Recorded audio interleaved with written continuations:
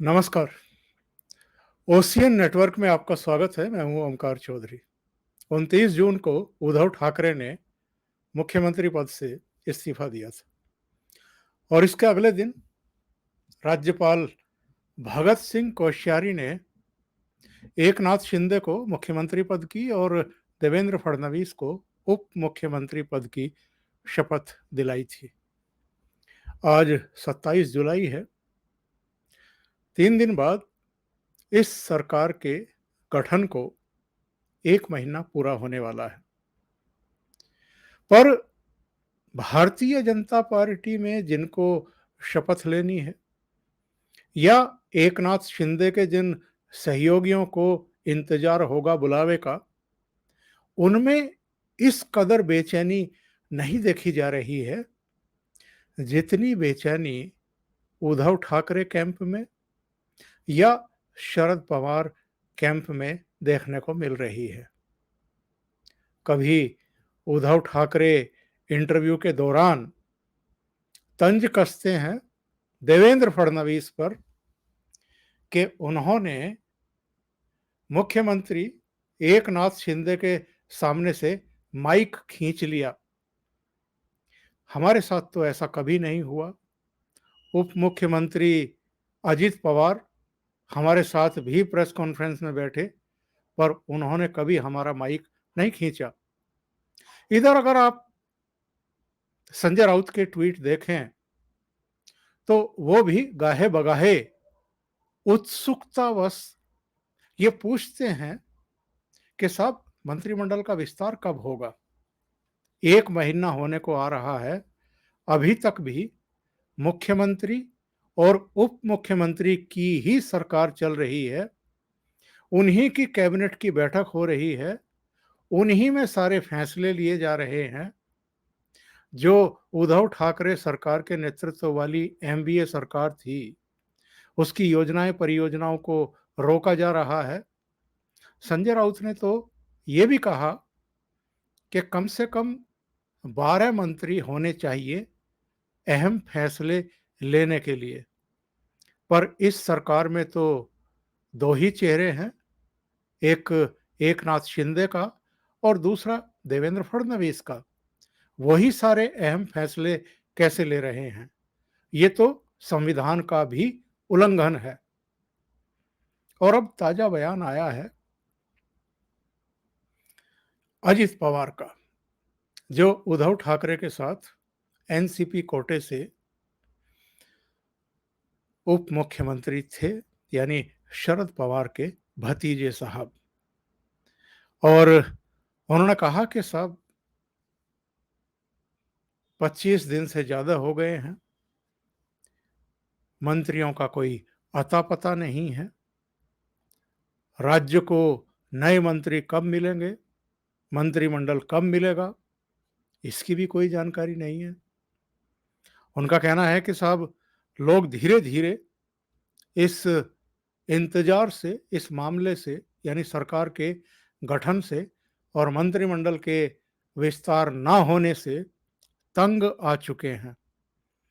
अधिकारी वर्ग भी हाथ पर हाथ रखे बैठे हैं, अपने तबादले का इंतजार कर रहे हैं, क्योंकि नई सरकार जब भी बनती है तो अपने हिसाब से ही बड़े बाबू से लेकर के छोटे बाबू तक सबको बदल देती है।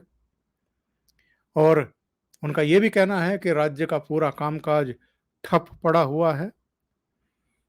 तमाम जो इंतजार कर रहे हैं मंत्रिमंडल विस्तार का, वो सब चेहरे अपने अपने निर्वाचन क्षेत्रों में हैं, अपने विधानसभा क्षेत्रों में हैं और शपथ ग्रहण समारोह के बुलावे का इंतजार भी कर रहे हैं।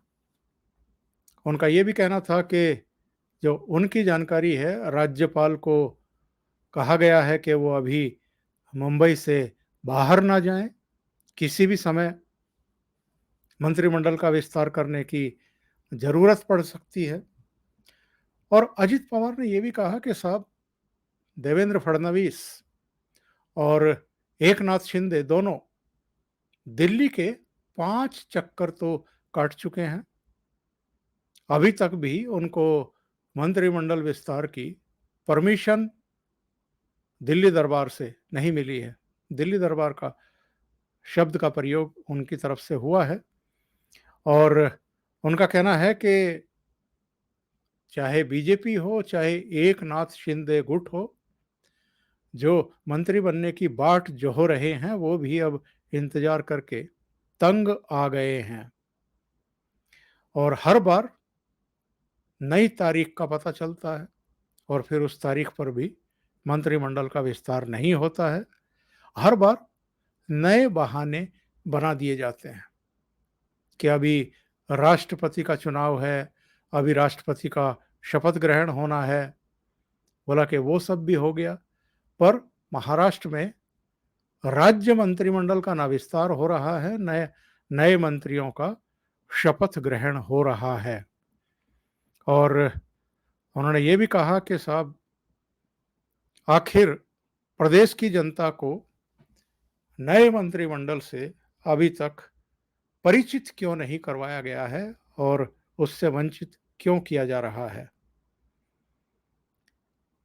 बहुत सारे हमले उनकी तरफ से हुए हैं। उन्होंने कहा कि आपने राजनीतिक भूकंप तो ला दिया जिसकी चर्चा आप करते थे, लेकिन अब जरा सरकार का गठन तो करके दिखाइए, मंत्रिमंडल का विस्तार तो करके दिखाइए पूरी महाराष्ट्र की जनता को, ताकि समझ में आए कि आगे आप सरकार कैसे चलाएंगे, किन चेहरों के साथ चलाएंगे।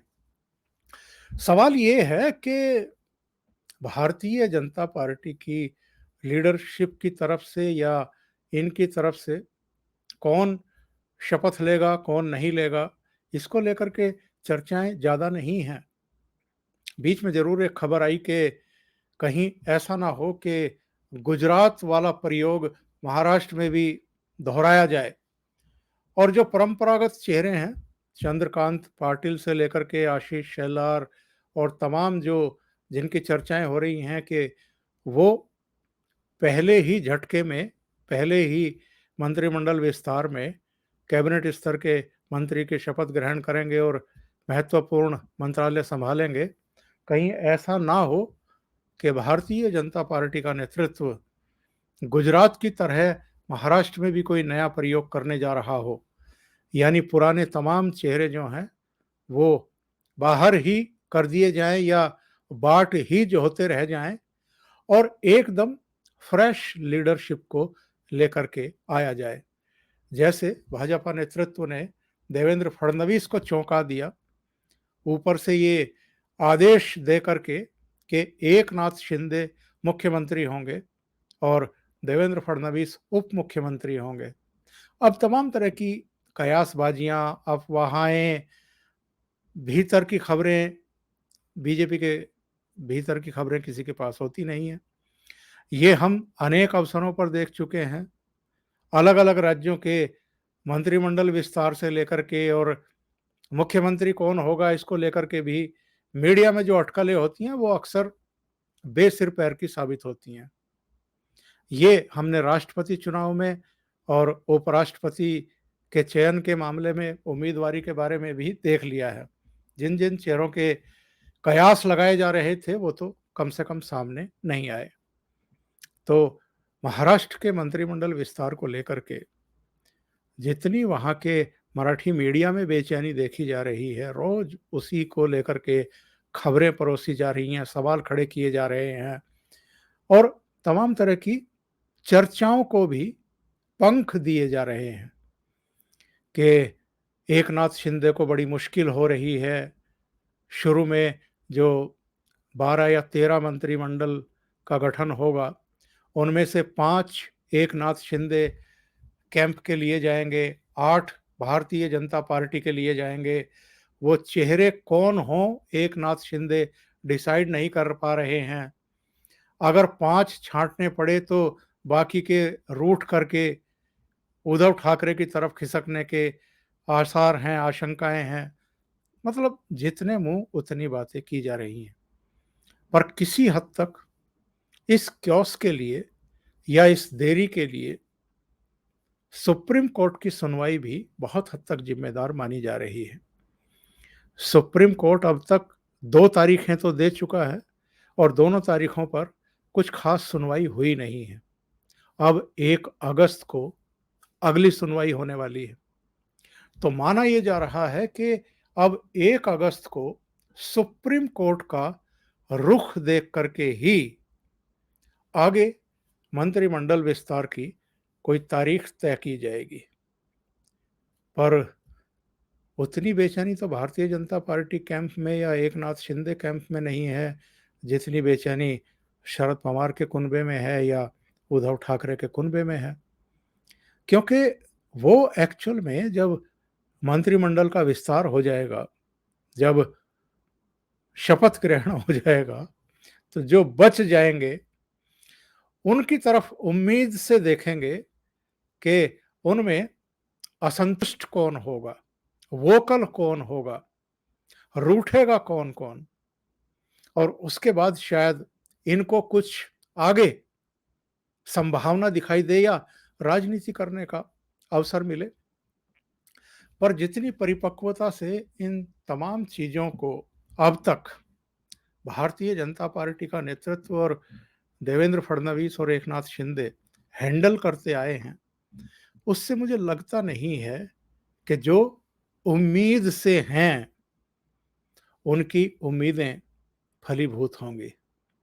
बाकी भविष्य के गर्भ में क्या छिपा है, ये तो कोई भी नहीं बता सकता, और राजनीति में कब क्या हो जाए ये भी कोई घोषणा नहीं कर सकता है।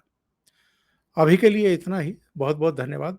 अगर आपको ये चैनल और इसके कंटेंट पसंद आ रहे हैं तो लाइक करें, कमेंट करें, वीडियो को शेयर भी करें। अभी तक अगर आपने ये चैनल सब्सक्राइब नहीं किया है तो सब्सक्राइब कर लें और साथ में लगे बेल आइकॉन को दबा दें, ताकि आगे आने वाले वीडियो और उनके नोटिफिकेशन आप तक पहुंचते रहें। बहुत बहुत धन्यवाद। नमस्कार।